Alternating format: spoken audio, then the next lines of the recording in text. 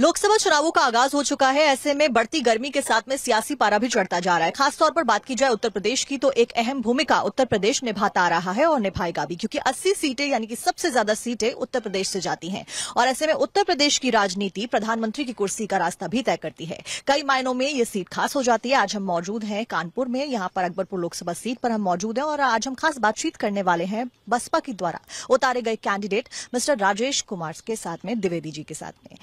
सबसे पहले तो बहुत बहुत स्वागत है आपका भारत 24 पर। जी, आपका मैं धन्यवाद अदा करता हूं कि आपने अपना समय कीमती निकाला हमारे इंटरव्यू के लिए।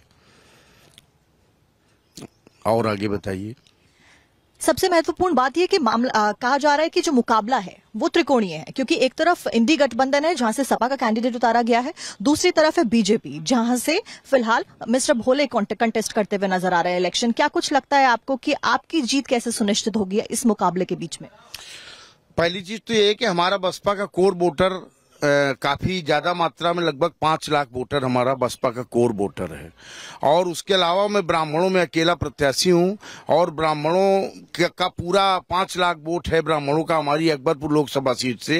इसी समीकरण के हिसाब से ब्राह्मण हमको खुल के पूरा सपोर्ट कर रहा है और मैं भारी मतों से जीत रहा हूँ। अकबरपुर लोकसभा जो है वो हमारे कानपुर से लगी हुई है, लेकिन इसका विकास अभी तक हुआ नहीं। अगले 10 सालों से हमारे सांसद जी ने कोई भी विकास नहीं किया और न कोई हॉस्पिटल बनवाया, न कहीं कोई रोजगार की व्यवस्था की। इसलिए हमारी अकबरपुर लोकसभा की जनता बहुत इस बात से दुखी है और परेशान है।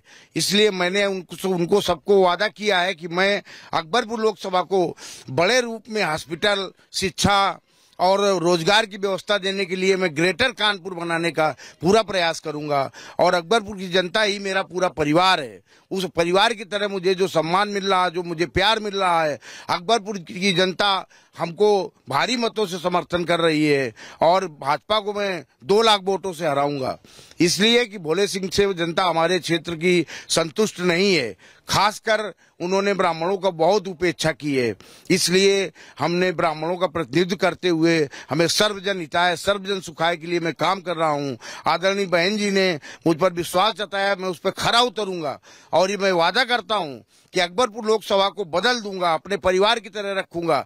और हमारा पूरा 5 साल का कार्यकाल जो है उसमें 4 साल हमारे एक एक गांव में ही मैं कैंप करूंगा, वहीं रहूंगा और अपनी जनता के लिए पूरी हर प्रकार की सेवा मुहैया कराऊंगा। हमारी जनता की जो दुख दर्द है वो हमारा होगा और एक बड़ी इंडस्ट्री का निर्माण कराऊंगा जिसमें कम से कम 10,000 युवाओं को रोजगार मिले। हमारी अकबरपुर लोकसभा में बेरोजगारी की बहुत बड़ी समस्या है।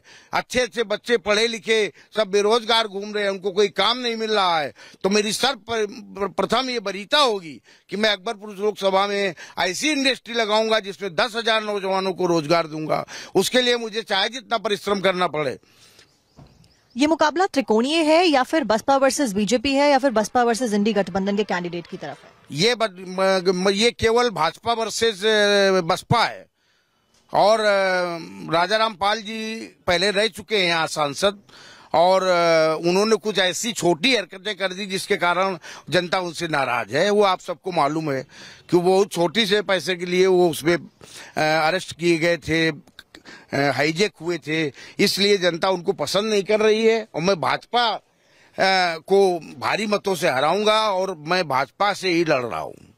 कौन से वो 5 वादे होंगे अगर पूछे जाएं जो कि आप जनता से करेंगे अगर आप जीतते हैं? पहला होगा हमारा शिक्षा। मैं अपनी 5 विधानसभाओं में बहुत बड़े बड़े मतलब कॉलेज बनवाऊंगा जिसमें शिक्षा फ्री होगी। और दूसरी चीज, 5 विधानसभा में एक एक बहुत बड़ा हॉस्पिटल बनवाऊंगा जिसमें आम गरीबों को, आम जनता को, सबको हॉस्पिटल सुविधा मिले। क्योंकि यहाँ कोई प्रॉब्लम होती है तो सीधा सबको लखनऊ जाना पड़ता है। वो हमारे लिए बहुत, हमारे क्षेत्र की जनता के लिए बहुत कष्ट का कारण है। यही मेरी सबसे वरीयता है। और इंडस्ट्री लगाने के लिए मेरी बात कई बड़े उद्योगपतियों से चल रही है जिन्होंने मुझे वादा किया है कि आप जीतेंगे तो मैं बहुत बड़ा निवेश अकबरपुर, चूंकि फैक्ट्री एरिया हमारे उसमें पड़ता है, रनिया, माती, तो इसलिए उन्होंने मुझसे वादा किया है कि मैं ऐसी इंडस्ट्री लगाऊंगा फैक्ट्री एरिया में जिसमें कम से कम आपके क्षेत्र के 10,000 लोगों को रोजगार मिले। अच्छा, अकबरपुर की जनता के मुद्दे क्या कुछ हैं? क्यों वो भाजपा के कैंडिडेट से, जैसा कि आप बता रहे हैं, क्योंकि जो मौजूदा सांसद है वो यहाँ से भाजपा के हैं, वो क्यों उनसे परेशान है? वो उपलब्ध नहीं रहते हैं और कोई व्यक्ति उनके यहाँ जाता है, दरवाजे पे बैठा रहता है, लेकिन वो मिलते नहीं है।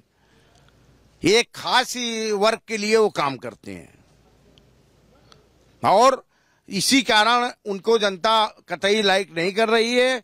और इस बार उनका टिकट कट गया था, लेकिन किन्हीं कारणों से दोबारा फिर उनको टिकट मिला है, लेकिन जनता उनको नकार रही है बुरी तरह से। अच्छा, कहा जा रहा है कि बसपा सुप्रीमो मायावती ने आपको टिकट इसलिए दिया है ताकि आप जातिगत समीकरणों को साध सकें।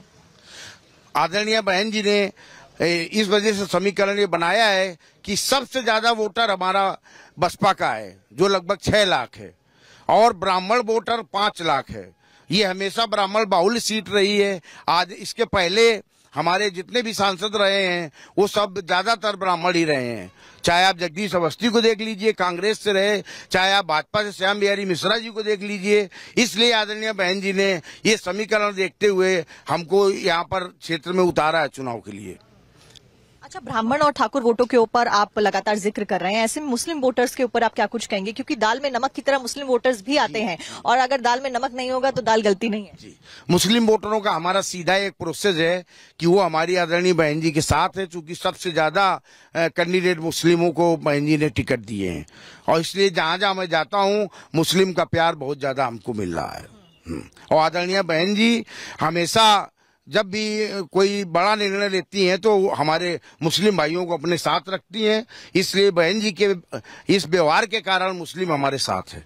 अच्छा, प्रधानमंत्री नरेंद्र मोदी लगातार बहुत आश्वस्त नजर आ रहे हैं अपने तीसरे कार्यकाल को लेकर, खासतौर पर उनके द्वारा 4 जून 400 पार का नारा दिया जा रहा है, और उत्तर प्रदेश को लेकर कहा जा रहा है कि 80 की 80 सीटें वही जीतने वाले हैं। ये प्रधानमंत्री हैं, वो जनता से कोई जुड़े हुए व्यक्ति तो है नहीं, ना उनका क्षेत्र में कहीं आना जाना होता है और ना वो किसी से विशेष मिल पाते हैं। वो तो कुछ चंद लोगों के बीच में घिरे हुए हैं जो उनको इस बात से आश्वस्त कर रहे हैं। 400 पार तो बहुत बड़ी बात आपने कह दी, 200 पार कर जाए तो ये बहुत बड़ी बात होगी। अच्छा, मैनिफेस्टो में क्या कुछ वादे लेकर बसपा सरकार चल रही है उत्तर प्रदेश के लोगों के लिए, खासतौर पर अगर बात की जाए तो? हमारी बसपा सरकार, बसपा सुप्रीमो आदरणीय मायावती जी करने पे विश्वास रखती हैं, कहने पर नहीं रखती हैं, और वो कभी मैनिफेस्टो नहीं लाती हैं। वो जब आती हैं सत्ता में तो करके दिखाती हैं। और बहन जी का कार्यकाल हर व्यक्ति, हर समाज के वर्ग याद रखते हैं। जितना सख्त और जितना अच्छा कार्य उनका रहा है कार्यकाल, जब वो सरकार में सत्ता में रही हैं, तब सर्वजन हिताय सर्वजन सुखाय का ध्यान रखा है। इसलिए हमारे क्षेत्र की जनता आदरणीय बहन जी की कोट कोट बार प्रशंसा करती है, और उनके साथ जुड़ने का, उनको सत्ता में लाने के लिए भरपूर प्रयास कर रही है। अच्छा, अकबरपुर की जनता को एक संदेश अगर देना हो कि वो आपको वोट डाले, तो वो क्यों डाले? क्या वो एक मेन मुद्दा होगा जिसके ऊपर आपको वोट डाला जाए?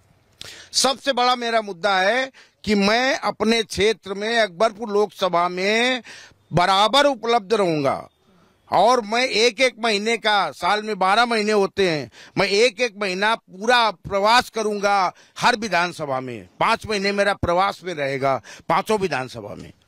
चलिए ठीक है, इसी के साथ में आपका बहुत बहुत शुक्रिया। आगे भी आपसे हम बातचीत करेंगे, क्योंकि आप एक ग्राउंड से जुड़े हुए इंसान हैं और लगातार आपके द्वारा किसानी की जाती है और कई सारी चीजें की जाती है, इसमें उस सिलसिले में भी बातचीत जारी है। जय भीम, जय भारत।